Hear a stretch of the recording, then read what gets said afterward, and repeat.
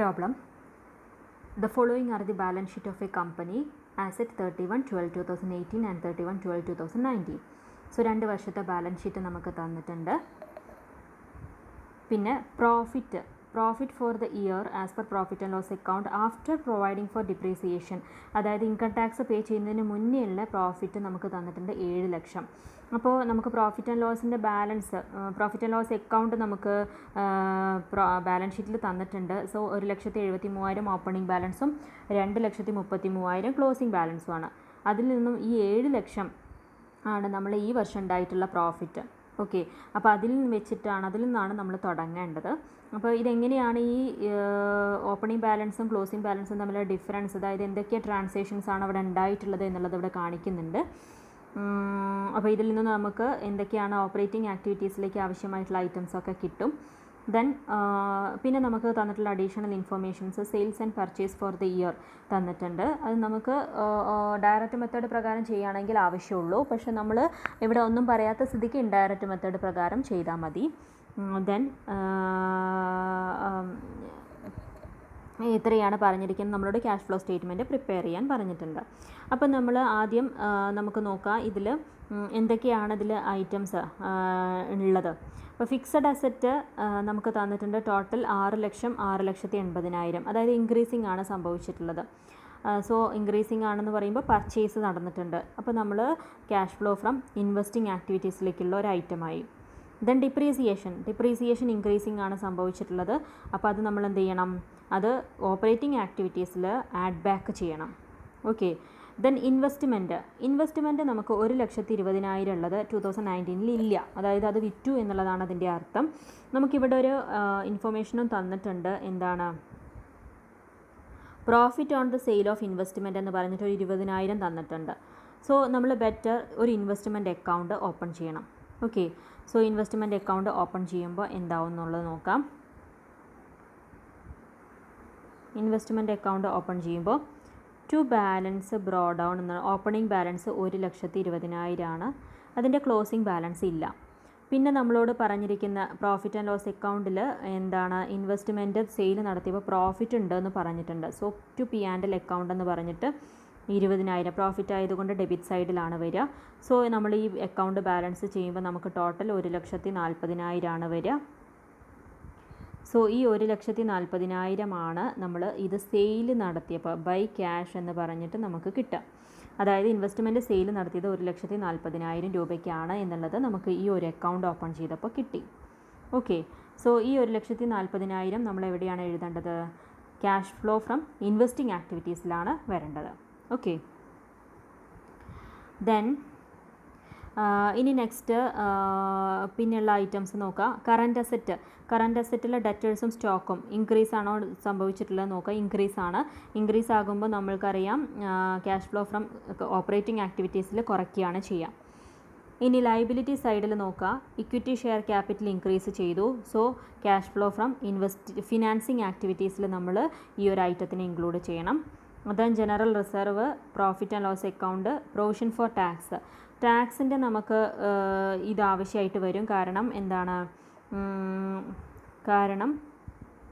Provision for tax നമുക്ക് ഇവിടെ tax paid എന്നുള്ളത് കാണിക്കണം. ഇവിടെ provision for tax profit and loss അക്കൗണ്ടിൽ കാണിച്ചിരിക്കുന്ന പ്രൊവിഷൻ എത്രയാണ്, 3,60,000 ആണ്. ഓക്കെ, സോ നമ്മൾ അക്കൗണ്ട് ഓപ്പൺ ചെയ്യേണ്ടി വരും. സോ നമ്മൾ നെക്സ്റ്റ് പ്രൊവിഷൻ ഫോർ ടാക്സിൻ്റെ അക്കൗണ്ട് ഓപ്പൺ ചെയ്യാം.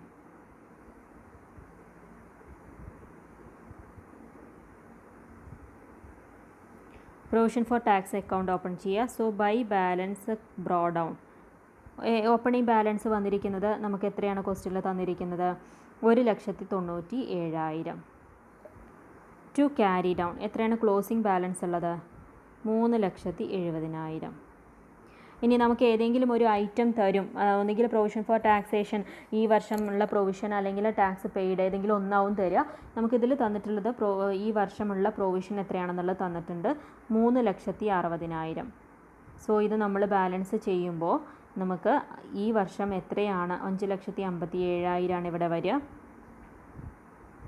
ഈ വർഷം എത്രയാണ് നമുക്ക് ടാക്സ് പേ ചെയ്തിട്ടുള്ളത് എന്നുള്ളത് കിട്ടും. സോ ബാലൻസ് ചെയ്യുമ്പോൾ 1,87,000 ആണ് ടു ക്യാഷ് എന്ന് പറഞ്ഞിട്ട് വരിക. അതായത് ഇതാണ് ക്യാഷ് ഇൻകം ടാക്സ് പെയ്ഡ്. അപ്പോൾ ഇതാണ് നമ്മൾ ക്യാഷ് ഫ്ലോ ഫ്രം ഓപ്പറേറ്റിംഗ് ആക്ടിവിറ്റീസിൽ ലെസ് ചെയ്യേണ്ട ഇൻകം ടാക്സ്. ഓക്കെ, ദെൻ പിന്നീട് നമുക്ക് ഇവിടെ ലയബിലിറ്റി സൈഡിൽ പ്രൊപ്പോസ്ഡ് ഡിവിഡൻറ്റ് നോക്കുക. 1,50,000 ആയിരുന്നു 2018. 2019 1,50,000. ഇവിടെ പ്രൊപ്പോസ്ഡ് ഡിവിഡൻറ്റ് ഈ പ്രോഫിറ്റ് ലോസ് അക്കൗണ്ടിൽ നിന്ന് മാറ്റി വെച്ചത് 1,50,000. സോ നമുക്ക് പ്രൊപ്പോസ്ഡ് ഡിവിഡൻറ്റിൻ്റെ അക്കൗണ്ട് ഒന്ന് ഓപ്പൺ ചെയ്ത് നോക്കാം. പ്രൊപ്പോസ്ഡ് ഡിവിഡൻറ്റിൻ്റെ അക്കൗണ്ട് ഇതേപോലെ തന്നെ ബൈ ബാലൻസ് ബ്രോ ഡൗൺ എന്ന് പറഞ്ഞിട്ട് 1,50,000. ടു ക്യാരി ഡൗൺ എന്ന് പറഞ്ഞിട്ട് ക്ലോസിംഗ് ബാലൻസും 1,50,000 ആണ്. ഇനി പ്രോഫിറ്റ് ആൻഡ് ലോസ് അക്കൗണ്ടിൽ ഇപ്രാവശ്യം മാറ്റി വെച്ചിരിക്കുന്നതും 1,50,000 ആണ്. സോ ഇത് ബാലൻസ് ചെയ്യുമ്പോൾ നമുക്ക് ഈ വർഷം എത്രയാണ് പ്രൊവിഷൻ ഉണ്ടായിട്ടുള്ളത് അല്ലെങ്കിൽ ഡിവിഡൻറ്റ് പേ ചെയ്തിട്ടുള്ളത് എന്നുള്ളത് കിട്ടും. ടു ക്യാഷ് എന്ന് പറഞ്ഞിട്ട് ഇതിൻ്റെ ബാലൻസ് അതായത് 1,50,000. അതായത് ഈ കഴിഞ്ഞ വർഷത്തെ 1,50,000 പ്രൊവിഷൻ മാറ്റി വെച്ച് നമ്മൾ ഡിവിഡൻ്റായിട്ട് പേ ചെയ്തു എന്നുള്ളതാണ് അതിൻ്റെ മീനിങ്. ഓക്കെ, ഒന്നെങ്കിൽ നമുക്ക് അക്കൗണ്ട് ഓപ്പൺ ചെയ്യാതെ തന്നെ മനസ്സിലാക്കാൻ പറ്റും. അതല്ല ക്ലിയർ ആയിട്ട് നമുക്ക് ഒന്നും കൂടെ കൺഫ്യൂഷൻ ക്ലിയർ ചെയ്യാൻ വേണ്ടിയിട്ട് അക്കൗണ്ട് ഓപ്പൺ ചെയ്ത് നോക്കാം. ഓക്കെ, സോ പ്രപ്പോസ്ഡ് ഡിവിഡൻറ്റും ആയി. ഇനി ലൈബിലിറ്റി സൈഡിലുള്ള items trade creditors for expenses, ഇത് രണ്ടുമാണ് ക്രെഡിറ്റ് ഐറ്റംസ് വന്നിരിക്കുന്നത്. ബാങ്ക് ഓവർ ഡ്രാഫ്റ്റ്, ഇവിടെ നമുക്ക് നോക്കാം അസറ്റ് സൈഡിൽ നമുക്ക് ക്യാഷ് എന്നുള്ള ഐറ്റം തന്നിട്ടില്ല. അതായത് പകരം ബാങ്ക് ഓവർ ഡ്രാഫ്റ്റ് ആണ്. ദാറ്റ് മീൻസ് നമുക്ക് ഇപ്രാവശ്യം ക്യാഷ് ബാലൻസ് ഇല്ല, പകരം നമ്മൾ ലോണാണ്, ബാങ്ക് ഓവർ ഡ്രാഫ്റ്റ് ആണുള്ളത്. സോ അത് നെഗറ്റീവ് ഫിഗർ ആണ്. അപ്പോൾ ഇതാണ് ഈ 11,50,000 കൂടെയാണ് നമ്മൾ ബാക്കിയുള്ള അഡ്ജസ്റ്റ്മെൻറ്റുകൾ ആഡ് ചെയ്യേണ്ടത്. എന്നിട്ട് 14 ലക്ഷം കിട്ടില്ലേ എന്നുള്ളത് ചെക്ക് ചെയ്യാം. ഓക്കെ, ക്യാഷിന് പകരം ബാങ്ക് ഓവർ ഡ്രാഫ്റ്റ് ആണ് ഉള്ളത്. ഓക്കെ, അപ്പോൾ അങ്ങനെയാണ് പ്രോബ്ലം ചെയ്യുക. അപ്പോൾ നമുക്ക് ഇതിൻ്റെ ആൻസർ നോക്കാം. ക്യാഷ് ഫ്ലോ ഫ്രം ഓപ്പറേറ്റിംഗ് ആക്ടിവിറ്റീസിൽ നെറ്റ് പ്രോഫിറ്റ് 7 ലക്ഷം. അതിനോട് കൂടെ നമ്മൾ ഡിപ്രീസിയേഷൻ ആഡ് ചെയ്യുന്നു. അതായത് ഒരു നോൺ ഓപ്പറേറ്റിംഗ് എക്സ്പെൻസ് ആണ് 1,20,000.